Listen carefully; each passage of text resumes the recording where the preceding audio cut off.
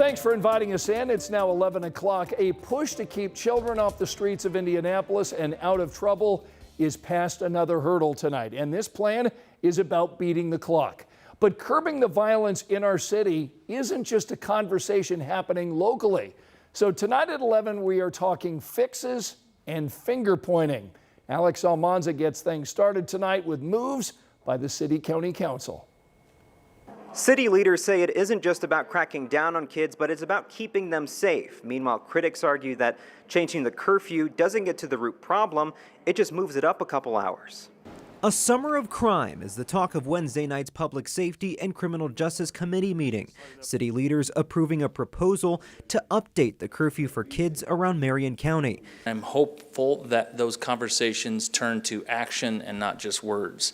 And that's what I see happening here tonight. It's all driven by back-to-back weekends of gun violence. If passed, kids ages 15 to 17 can't be out after 11 p.m. on Friday and Saturday and can't be out after 9 p.m. Sunday through Thursday. For anyone younger than 15, it's 9 p.m. every night. The state allows us to do it for 120 days. If it goes well, may not do it again, but if it doesn't go well, we can enact it again for another 120 days.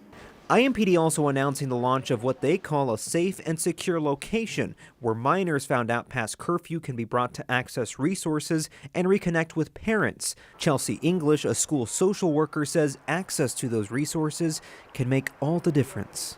But they need hope, believe in themselves, and reasonable pathways to success.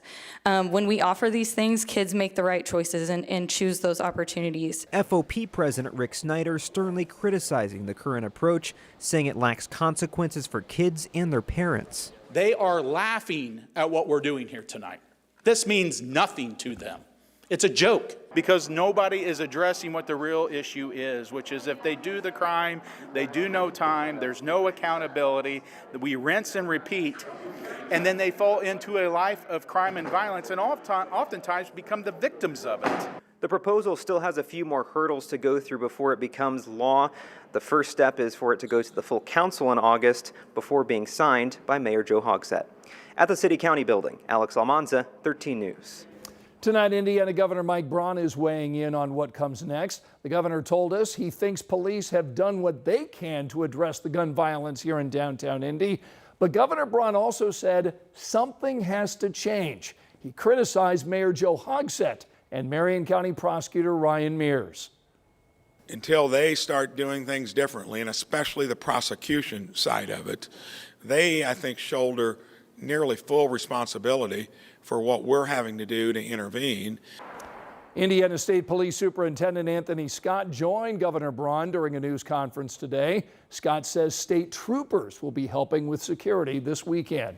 And we reached out to Mayor Joe Hogsett tonight. He sent us a statement saying violence is actually trending downward and the gun violence reduction strategy is saving lives. The mayor goes on to say, my administration remains laser focused on ensuring that those who enjoy our downtown this weekend, next weekend, and in the future are safe. And we are continuing to add new tools to support law enforcement in this effort. The prosecutor's office just charged 7 young people, including 4 teens, for various crimes over the 4th of July weekend. Now, these charges are not connected to the mass shooting that we had here in downtown. A spokesman for the prosecutor's office points to those criminal charges and other recent work in his response to those governor's comments tonight. The statement reading in part, these efforts are a reflection of our commitment to actively prosecuting violent crime. Prosecutors and our law enforcement partners in Marion County will continue to focus on our community, not on politics.